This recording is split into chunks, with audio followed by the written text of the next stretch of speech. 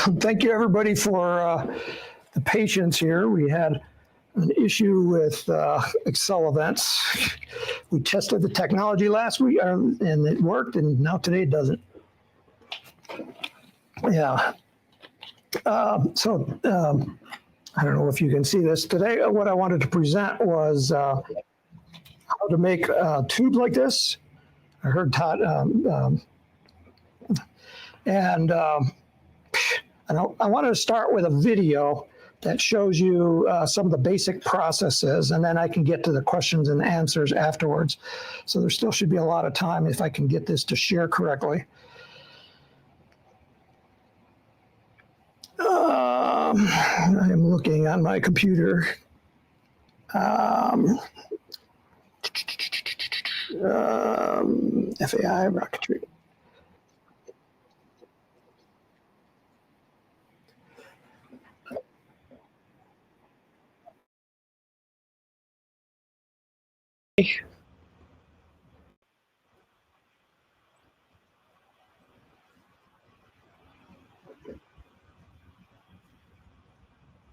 Stage. And this is how it comes out of the printer. It's pretty dull, and the surface has that 3D printed surface feel. You can feel the different layers. This is a nose cone mold, and I print it hollow, and these are the actual supports, and I just left them in there. What I do, the first thing that I do is after I get them out, is I'll fill the backside with resin. And that stiffens everything up and holds the dimensional stability pretty well. And then I'll start polishing the mold, which is basically sanding. And you can find different grits, and I'll go to 1,000 grit, wet. And then I'll go to polishing compounds. There's diamond polishing compounds that I use. It's just basic rag, and you just rub it in until finally you get a glass smooth surface like this one right here. So this one is ready to go, is out of the printer. So my printer can only do about 8 inches long. Some of the other molds that I've done, this is a little sustainer mold for an altitude rocket. You can see it's got the body tube shape. At the back end, you'll see that it's kind of radiused, and there's a reason for that, and I'll tell you about that in a little bit. This is another mold. This is a tube. It's just a 13 millimeter tube. Again, this is about as long as I could make in my 3D printer. And I wanted to make some longer parts. So I had to send some files out to some of outside companies. I think this was Shapeways that did this one. It's a little bit longer. This is a booster stage for FAI model. It's actually 2 parts. When I make a carbon fiber part, I'll do it in half. So I'll do the top half, and then I'll basically flip it around and then just do this half. And then I'll take the 2 tubes and I can splice them together. Since this was done outside and it was a bit more expensive, I decided to, after I polished it up, to make a rubber mold of it. And so this is RTV rubber. And then from that, I made urethane molds. Now these are the ones that I actually use for producing parts. So they're just basically, it's 2 pieces and they go together. So making molds can be done pretty cheap. The higher your quality of the molds, the better your parts. This is a mold for a FAI body tube. You can see, it's all aluminum, and it was quite expensive. But it makes a really beautiful part. Since I wanted to make longer 13 millimeter tubes, I went and got a mold, and this is my newest mold, and this is an aluminum mold, and it's just basically a 13 millimeter tube. And I don't know if you can see at the front here, but this is curved, and at the back, it's also, there's a transition back here. And the reason for this is, and this is another thing, is we're going to need a this mold. And we're going to use, I call it an inflation wand. So basically it's just a hollow tube, and I capped off the end, and I just used some epoxy clay here on the tip, and I drilled some small little tiny holes here. And on the back end, we have this fitting, and you can buy these fittings on Amazon, and these are used in the beer making industry. It's just a check valve where I can pass air through here, and when I release it, it will contain the air up here. The air can't go back out this way. And what we do with that is we're going to put a bladder on that, and the bladder is a rubber balloon, just a regular party balloon. And they come in different sizes. I used a skinny balloon for the 13 millimeter, and the smaller ones like this thing here. But when I get larger, anything like BT60 size and bigger, you have to use a fatter balloon. Otherwise, you can overstretch them and they can pop. So this is a 2-inch diameter balloon, and you can see here I've partially inflated it using the valve right here.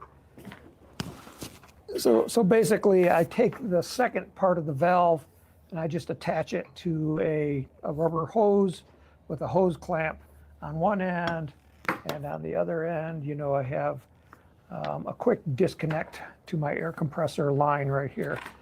And with that, I can inflate the balloons. One of the things that you'll notice when you inflate these balloons is that they inflate, even though the hole is up here, they start inflating back here. So I can try to show you that here. So I'm going to put some air into this. You can see it pressurizes here and then moves forward, and it's pushing the end of the balloon off the wand. And that can cause a problem because as it inflates all the way, this little tip up here is going to kind of fold inside the mold. So you might have to shorten your balloon a little bit to make sure that it doesn't expand too far, because otherwise you're going to get, it's going to crimp up on you like this, and that's going to affect how it pressurizes the mold. You're going to, where it's folded over, you're not going to get as much pressure as where it's fully inflated. And then the reason we radius the tip of the mold is we want it to pressurize up there in the front, and then we want to do the same thing in the back. Let me disconnect that and maybe deflate this one a little bit.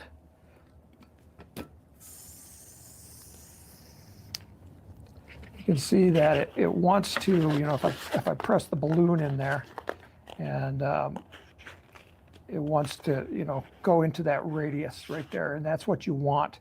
And that holds the pressure really nice. The way we put the balloons on the wand is, we just take the balloon and then just stretch it all the way across, and then we just wrap it, take another balloon, and we just wrap it really tight. And sometimes this takes 2 people to do, to get it started. But you just wrap it, and you just wrap it really tight. The tighter you can wrap it, it's going to prevent air from getting under the balloon. And that's going to keep the air inside the wand. And then you want to create just a little nub on the back, right like that. And oops, I just unfolded it.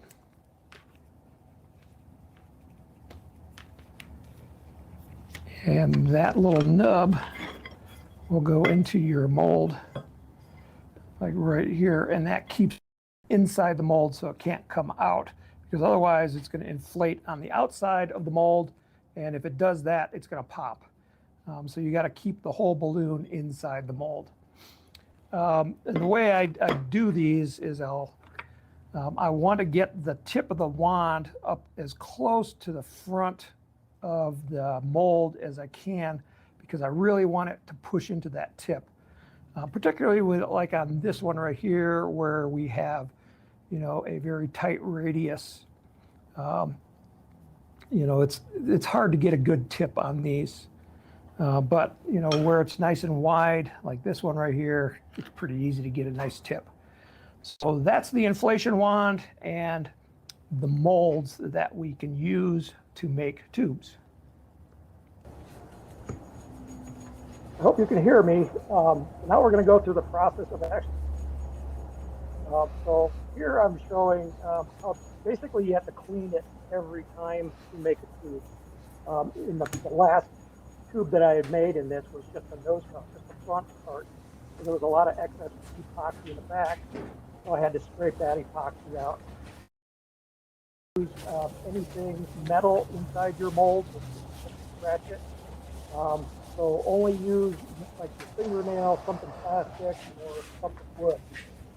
Then we want to clean the mold with a mold cleaner. And then what I'm doing now is applying the mold release. This is Free Coat 770-10C. This is the best stuff. I haven't found anything better than that. You want to coat everything, including the top surfaces, because you're going to get epoxy in there. You don't want to glue your mold shut.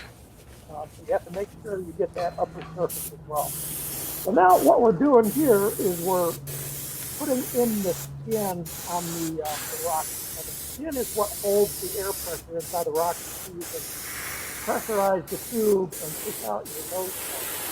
So what I use is a urethane paint.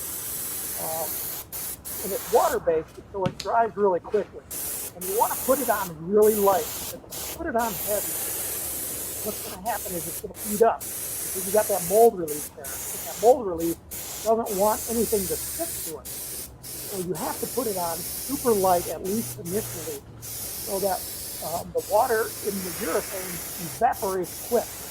And you can evaporate it quicker by just taking your airbrush and just spraying air on it. Blasting it with air to get the water out of it. I'm using a clear, and you can use different pigmented paints if you want. As long as it's water-based paint, you're probably going to be okay. I've also used acrylic. So while that's hardening up, I'm cutting out the patterns, and what I'm using is a carbon fiber veil. And I really like this stuff because unlike fiberglass, it just stays in place. You don't have to worry about it fraying or anything like that. I also try to stiffen the tubes up with some carbon fiber tow. This is 12K tow, which means it's got 12,000 fibers in it. And I'm going to split it in half. I'm going to use half on one half of the rocket and the other on the other side of the mold. So I'm splitting it into 6K tow. So if you don't want to buy 12K, you can buy 6K, and that will work just fine. And then I want to split. So I use a glass sheet, and then I put a piece of plastic on it, and I keep the plastic down with just some alcohol, just some rubbing alcohol, so that it doesn't slide around. And then I saturate the carbon fiber tow with alcohol, and that kind of floats the tow so that they kind of want to separate, and then you gently separate out all the tows.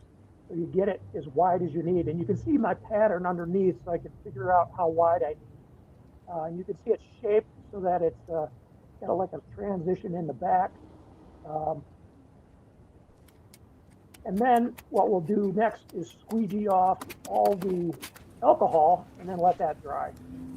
And then my pattern, you can increase the strength by doubling up the number of layers of the carbon fiber veil.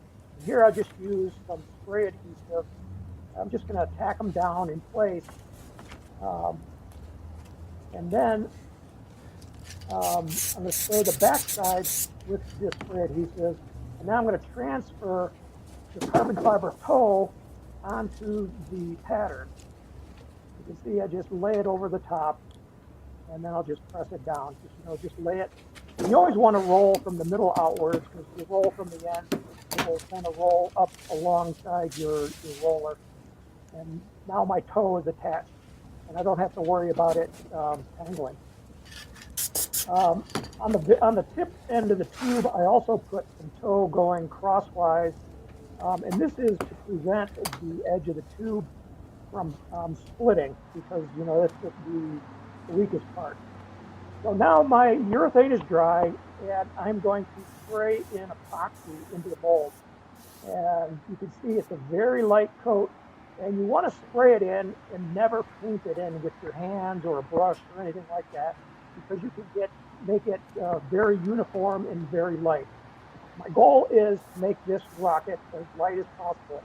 And the heaviest part in it is the epoxy. So if I keep the epoxy out of the mold, I won't end up with a light part. You can see just enough to just wet the surface. So here I'm doing the larger mold. You can bear. And I do this outdoors because you don't want to be breathing epoxy. And I'm also wearing a respirator so that you're not breathing it. And then you also want to paint both sides of your veil with epoxy. And you can see these are very light and the wind is blowing them around. That's the hardest part is just dealing with the wind. But it's just enough to you're not making it wet. You just want to get enough epoxy on there where you're keeping the fibers from separating. So now I go back indoors and I'm in the bottle. What I'm doing is just taking some alcohol and a paper towel and just wiping off all the excess epoxy on the surface. Again, we don't want to glue our mold shut. We want to keep that epoxy off. So the next part is to take the pattern, and because the epoxy is a little bit sticky, the pattern will kind of stick inside the mold.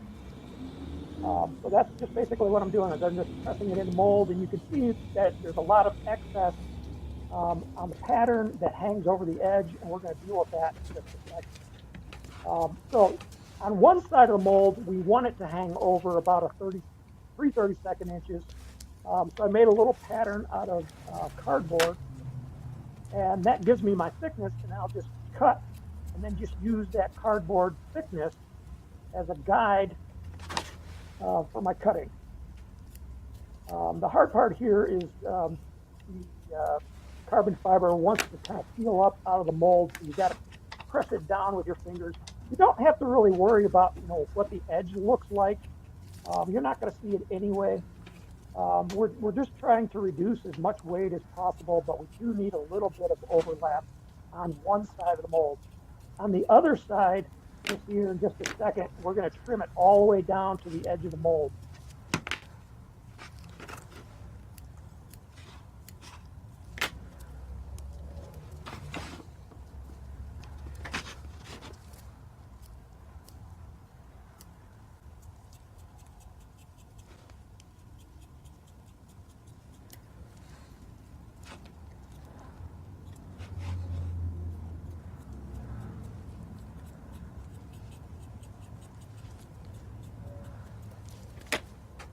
Okay, so that's basically, it's almost ready to go and be closed up.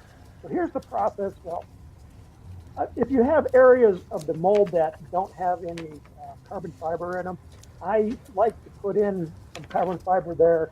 And there's two reasons for this. One is that the mold after it's done, and the other thing is that it makes cleanup a lot easier.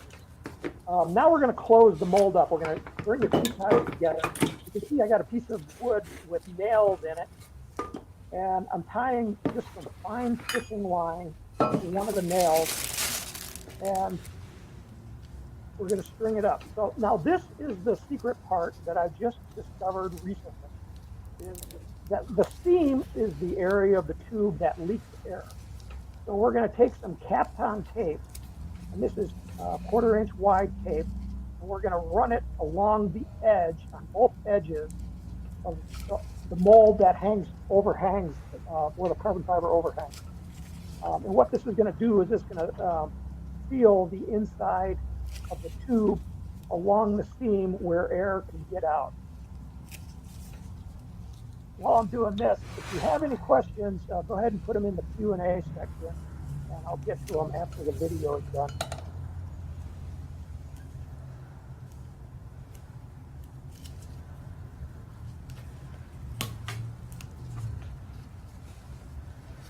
You can see my carbon fiber came out of my tip of the nose, and I'll have to put that back in later before I close it up.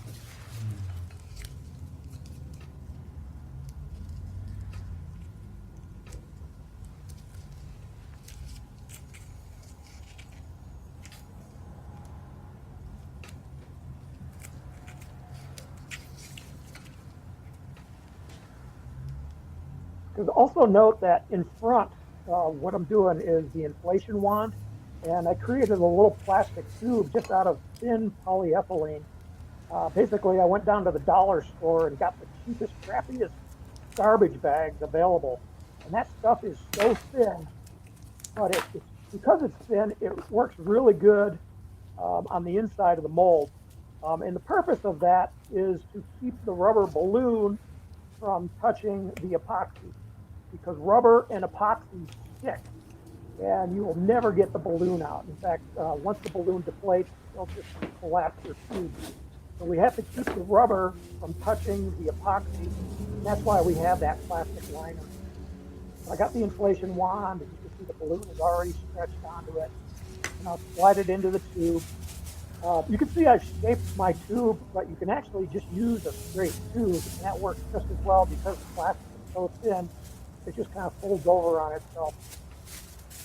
You can see the nub there, and I want to make sure that nub is at the back end of the mold to keep the wand in place and prevent the balloon from pressurizing on the outside of the mold.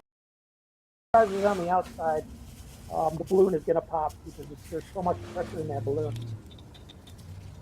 Okay, so now I'm taking the fishing line and I'm folding over that overhang of the carbon fiber and the Kapton tape. I want everything on the inside, so when I bring the two mold halves together, that they don't get caught between the flat surfaces. It has to be on the inside. This is what's going to keep the tube as one solid tube. You can see it better there at the tip where everything is folded inside. You want to double check to make sure. So here's the other side with the cut flush. We just put it on, and then we're going to cut the string and just pull the string out. And then what happens on the inside of the tube is that the overhang will just kind of relax and overhang on the inside of the tube that gets cut flush. So you just have to double check to make sure you got all your fishing line out. And then once you do, we're going to close the mold and clamp it in place. So there's, just some clamps that I'm putting on, and I put on 4 clamps. And I like these clamps because they open and close really easy. And now we're going to take and pressurize the balloon. And we're going to pressurize it to 20 psi, and we're going to leave it going until it's hardened. So this is usually overnight.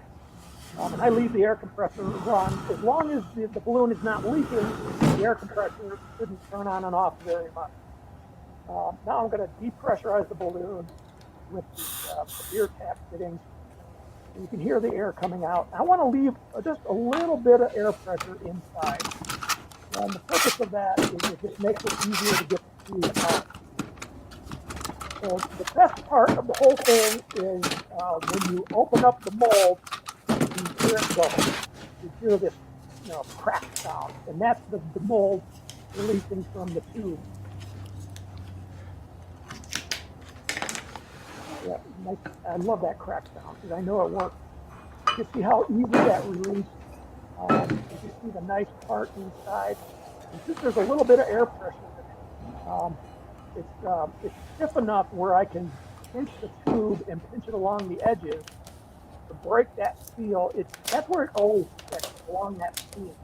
So I'm just kind of pinching it and kind of trying to roll it out of the mold. You just roll it out.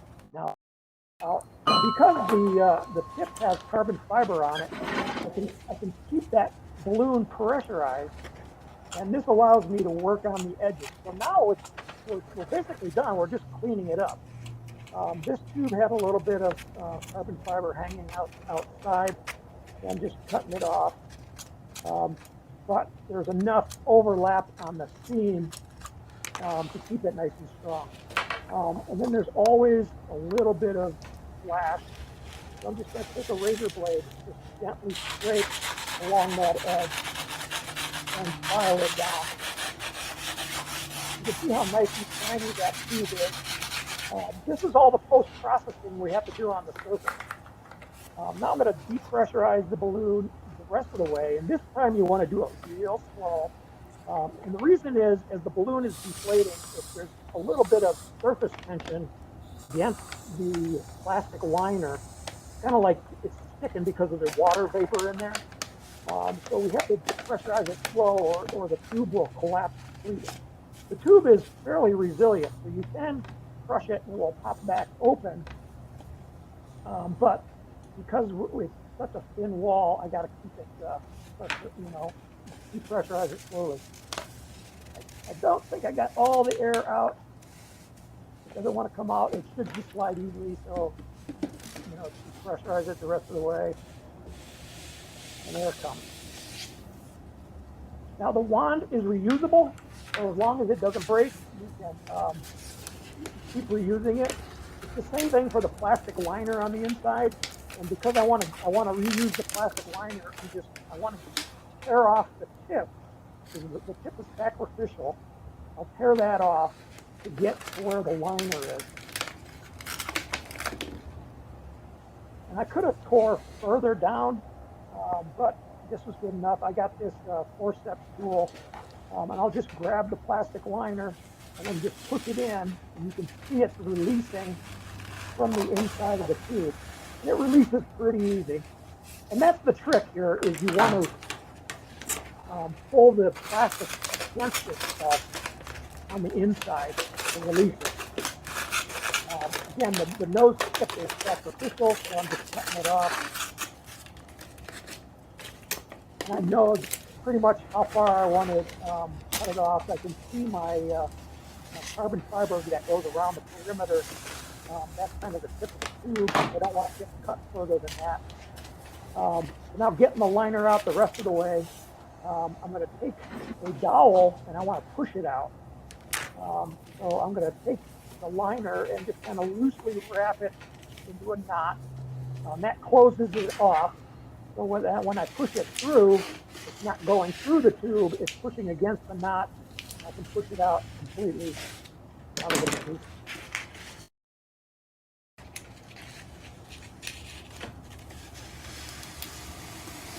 And the tube is, semi-translucent there, so you can see where the liner is being released. Once it comes out of the tip, then you can just pull from that end. And it just comes right out. There's basically a completed tube, and all we have to do is trim up the end. So to trim up the front end, I 3D printed this little fixture that just goes over the edge of the tube, and it gives me a nice straight edge. And I use that as a guide to just trim it up so it's nice and flush and straight.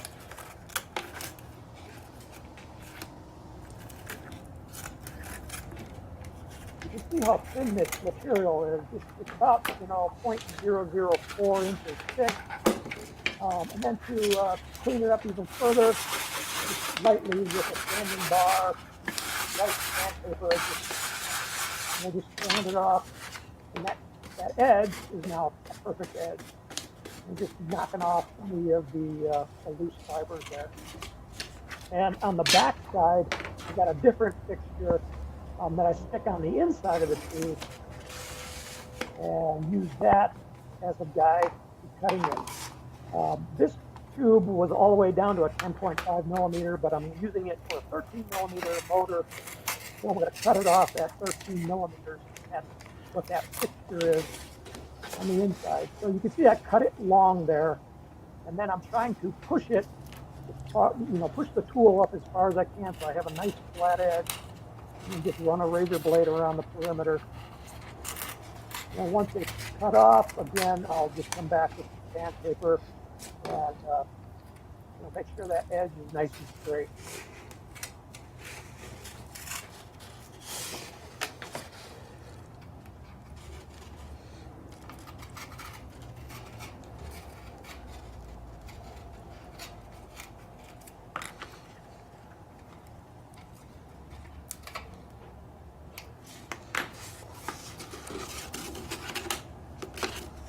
Okay, so that's my finished tube, and basically for a 13 millimeter tube, I'll just slice in a 13 millimeter tube on the end to make it decide if it's extra cylinder.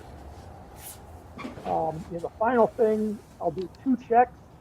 One of them is I want to just see how much it weighs because that's always the fun part. Seeing how light I can make them. You can see that mirror smooth surface on the tube. You know it's glass smooth. This one weighs 2.54 grams, which is 2.54 grams.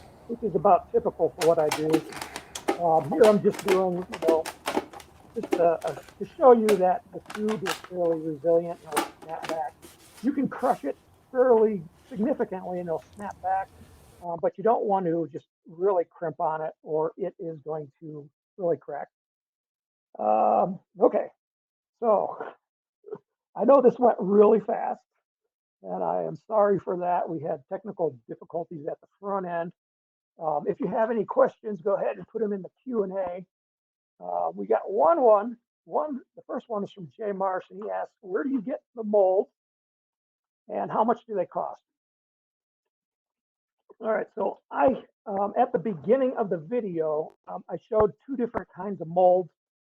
The first one was the aluminum mold. And so basically you have to have that done at a machinist. And, go on Google and look for a machinist and then work with them to get the shape that you want. My shape, I got it from a friend, but I had my machinist make it. So he designed the mold, and that was Kevin Hughes. He designed that shape. I had it made, and then I also did a smaller one, and this is a small sustainer for an S1 model. And this one I designed myself. I designed the mold. And this one I 3D printed. So at the beginning of the video, I showed you I had a 3D printer and I printed the mold for this out of just resin. And those are cheap to make. It probably costs like $3 or $4 in material to print it, and then you have to polish it up, and that's the part that takes long. Um, the hardest part on this whole process is the prep at the beginning. You have to have a mold, and then you have to polish it up. But once you get that done, then you're basically cost material, and the carbon fiber veil. It's not as cheap as fiberglass, but it's not much greater in cost than fiberglass. And it's so much nicer to work with than fiberglass. Now you could do this same technique using fiberglass cloth versus carbon fiber. The difference is the glass is glass, so it's heavy, and carbon fiber doesn't fray the veil. It doesn't fray like fiberglass cloth. So you don't get any, when you put it in a mold and you're trying to cut that edge, the carbon fiber just stays in place and it's not flopping around on you, making it hard to cut. So I have completely given up on fiberglass myself. It's just carbon fiber is easier to work with. So anything you can do in glass cloth, you can do in carbon fiber. And, it might be, a few pennies more in cost, but it's going to save you so much in aggravation, and it's actually lighter weight. Please go to full screen. Where is that?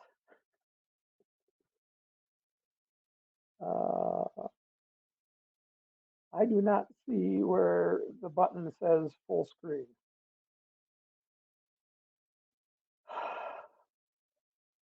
Are we at full screen? I don't know.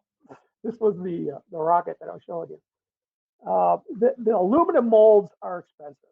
The big one for making the big tubes, that was it was like $1,000.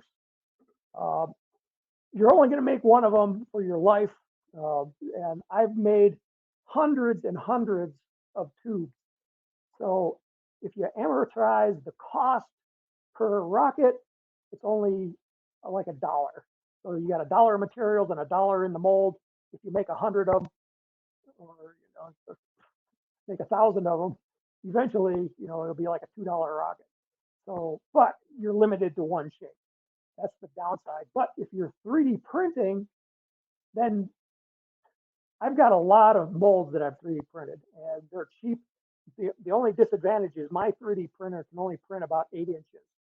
Um, so I can do small parts, but not anything longer than 8 inches. Um, can you share your screen? Oh, okay, unshare on the left. I say stop camera. But if I do that, then you don't get anything. Unshare, share screen, share. Is it still small? This is the I have.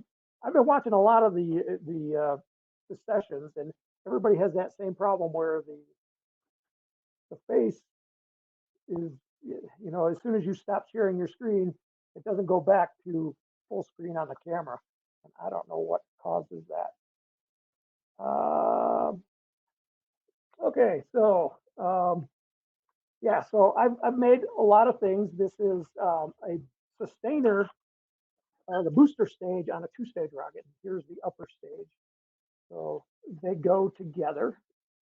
This will be a two-stage rocket. This is an S1, so this is a very light bottom stage and a light sustainer stage. So this was made in two parts. Um, so I did the front, I showed you the front mold of this. Um, so I did one side, and then I did the next day, I made the bottom side, and then I just spliced them together in the middle. And I actually had to make, I should have followed Jay Marsh's, how he makes his couplers and stuff with a mandrel, an adjustable mandrel, because I had to make a special coupler to make that coupler on the inside, so everything just, you get a nice cross. And the nice thing about, like we've shown, is you can get nice curvatures. Um, so on this rocket here, you can see, it's not straight at all. It's a nice curve, so it's very aerodynamic. This one is actually, there's actually 3 tubes in here. I'm just looking to see if there's any more questions. There's an outer tube, and then there's an inside tube. Now the inside tube, I used a male mandrel, and this was my old S1 sustainer mandrel that I used to use several years ago. But it makes an 18 millimeter tube, so I didn't need to make a different mold. So I made an 18 millimeter tube like this. And the nice thing is it's got the curvature at the front end. And this slides inside of this tube like that. And the reason for that is because now we need to put an engine mount in here, and that engine mount is a rear ejection. Let's see if I can get this out. Yeah, so there it is. And you need a nice straight tube on the inside to keep your engine mount from being crooked. So that's why there's an inside tube on the outside. So this one is really light. It's just one layer of carbon fiber veil, and it just goes on the inside. And then I have the outside shell, and then I've got another tube on the inside, and this one was 10.5 millimeters, but I've also made them in 13 millimeters. to go on the inside. And that all goes together, and that's my sustainer. And then the booster, it has, it has this carbon fiber tube here, this one on the back, and then it's got an internal one for the engine mount. And this one is designed, again, rear ejection. And then I got a streamer that's wrapped around on the back end that will unfurl as it comes out of the tube. So everything on this is carbon fiber, including the centering rings on the inside. And then just this morning, I made a centering ring. You can't see that, but that's a carbon fiber centering ring with tissue paper on it. And that's my piston ring at the front, because you need two rings. You need one at the front and one at the back. This one is static, and this one at the front slides in and out. And so this just came out of the mold this morning. And these are also molded, and you can see it's like a bicycle wheel. It's got spokes on it. And that's what gives it its strength. Any other questions? Well, I got this morning, let's see if I got another mold. I got to open this one. Let's see if I can move my camera around. We can open this.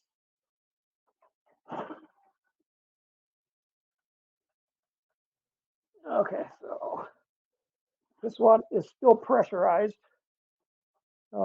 These are the beer tap things. Go on to the inflation wands, and you can see there's a rubber gasket on it. When you push them together, it opens up both sides so that air can go in and out. So once you release them, the valve closes, and so they're both closed. So to make, you have to reconnect them. And so since this one here is pressurized, I'll just depressurize it, let the air out, and now I can open it up.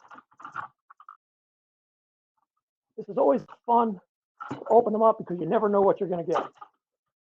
I've been getting pretty good where I'm getting, 80% success rate, but it's not perfect. Okay, so the mold is closed, and this one just popped right open. I didn't even have to put in my screwdriver. Not liking the surface of that one totally. It's just like it didn't pressurize correctly. Okay, so this is going to be a front part on this sustainer. And what I'll do is once I get it out, I can trim it off. And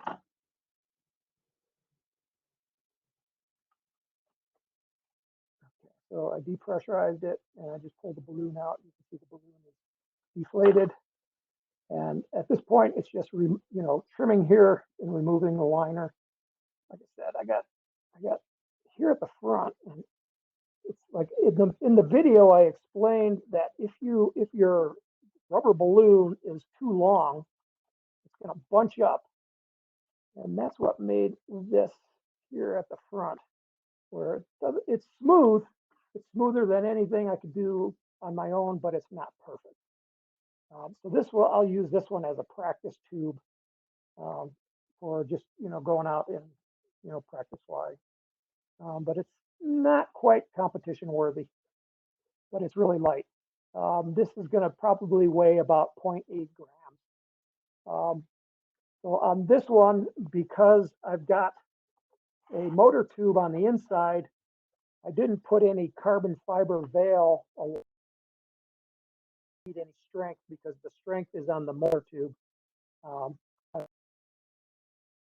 Extra strength because of that centering ring on the front end of the motor tube is pushing this way, and I don't want it to push the transition right off. So again, I'm very sorry for the technical difficulties that we had at the beginning. I had a lot of fun doing this. These are incredibly light, but the same process that we use to make lightweight tubes will also make heavy walled tubes. So if you wanted to make a carbon fiber nose cone for high power rocket, you can do the same thing. In the Apogee Peak of Flight newsletter, there is an issue where we had another person basically do the same technique as I did, but he used 3D printed big molds from an FDM printer, and he just smoothed it out, join them together, and you get your two-piece mold. So you can do high power tubes, nose cones, um, the same process. In fact, I think this is a better process because you get the nice smooth finish on the outside. And so there's really no post-processing to get a nice lightweight rocket. So I didn't see any more questions in the Q&A. Oh, Joe says, is it possible to add thin strips of veil or tow to the inside of the layup before closing the mode to create pseudo doubler rings to add stiffness without adding too much? Video at the beginning, I did on my carbon fiber tubes, I did a double layup of veil here in the back of the tube because I needed more strength and heat resistance here at the back. So it's 2 layers of carbon fiber veil here and just 1 layer here. So you can, the nice thing about you're working with carbon fiber or any composites is you can tailor where you want the strength. So if you need more strength, just double up the thickness of your carbon fiber. And if you don't need it, you can take out. And in my case, I'm taking out anything that adds weight that is not needed for the strength that this rocket needs to handle. So that's a great question. Okay. I guess we'll end the broadcast here since there's no more questions. If you have any more questions after the fact, please go ahead and just send me an email at the Apogee website. Our address is apogeerockets.com. There's a place to send an email right there. I don't want to give my email out in the internet or I'll get spammed. So we try to hide it. So just go to the comment, the contact us form and you can send an email to me and I'll answer it. So thanks again.